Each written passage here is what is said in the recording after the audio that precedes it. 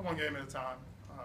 I think we're past the point of getting overexcited for games. We've been in all the big games, been in small games, and we treated them all the same. And I think that mentality is what's helped us get to the point where we are now. So, no need to change now. Larry Fitzgerald is back, but he's not quite at 100%. What else does he do so well that makes him a challenge? Well, he catches the football very well, which is indicative of by his stats. But he gets the spots they need him at.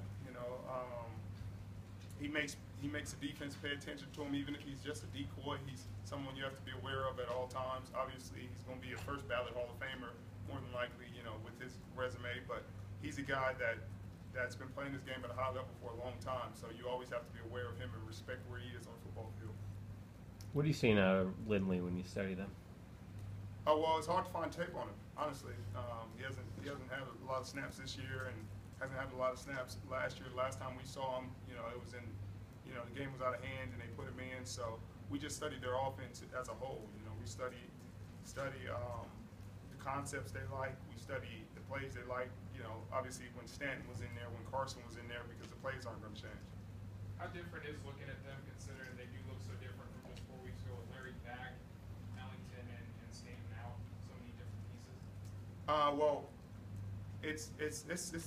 they don't look that much different in terms of the plays they're running and how they're using their personnel. They still take their shots when they need them. Obviously, when Lindley first came into the game, they took a shot.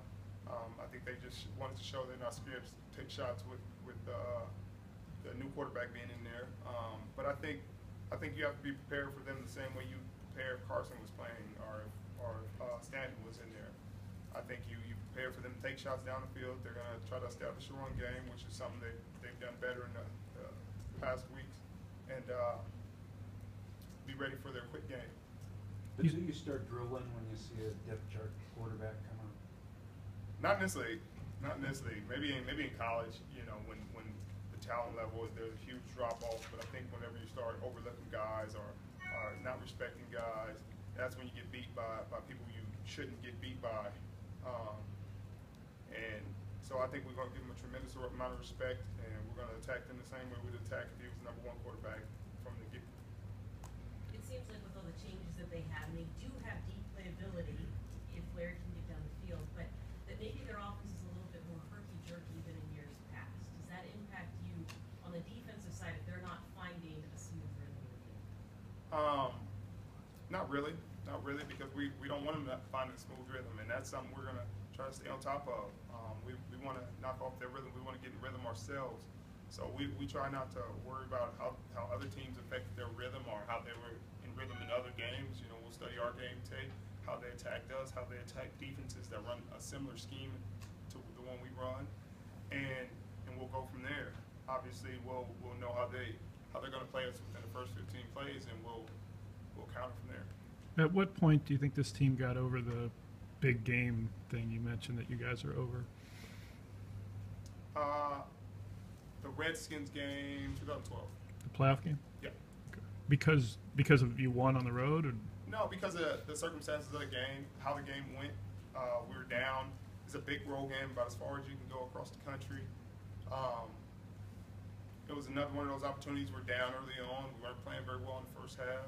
We were able to overcome that, come back, win the game, play extremely well in the second half, and just kind of prove to yourselves that it really makes no difference. The field's the same size, the goalposts are the same height. Nothing's really different.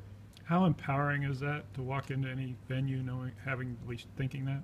It's really empowering. It's really empowering. I think it gives your team a tremendous amount of confidence, knowing that they can go any place and they'll be fine. I don't think the stadium changes. I mean, maybe if we went on the moon and the gravity changed, then get something to adapt to. But as long as the field's the same size and guys are able to come, we're going to be fine. But those balls would hang up, so you'd get more chance at it. You know what? There'd be opportunity. I don't know if they'd ever come down though. What dangers are there in facing a quarterback you don't have a lot of tape on? I guess overconfidence would be one, but I don't think that's one we're going to have to deal with. I think we're giving him a tremendous amount of respect, and we're going to prepare for him as if he's a starter.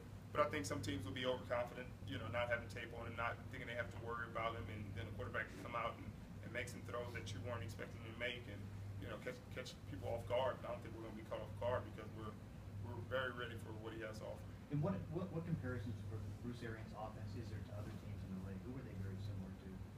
Well, obviously Indianapolis. Obviously they have comparisons to them. Obviously there are a lot of ties there in their offensive game plan and what they like to do. But I would say that's the biggest. When you talk about that sort of feeling good at the confidence in big games, is that about the guys in the locker room? Is it about the culture that Pete's established here as a coach? What do you think sort of is most responsible for that? I think I'd have to attribute it to a little bit of both. The players in the locker room, because they're the guys out there. They're the guys that have been in those situations that have overcome the big deficits and played big time in big games. Whether it's the NFC Championship, the Super Bowl, first round of the playoffs, second round of the playoffs, or just game clinching, title clinching games where it was to win the division and guys showed up in a big way. But there's also a culture that Pete has instilled in us, and I think it's kind of an acclimation to winning. You want to be acclimated to it. You want to be used to winning. You want to feel comfortable winning. You don't want to feel like it's something that's a surprise. I think he had us prepared to win a Super Bowl last year in a lot of ways early on. He was talking about it from day one. He's not a coach that's afraid to talk about those kind of games in a very calm and clear way. I don't think guys felt like it was something that was out of reach and crazy and outrageous goal to have. I think it was something that guys felt was a very attainable goal, and that's the way Pete has instilled this culture in us. As a player.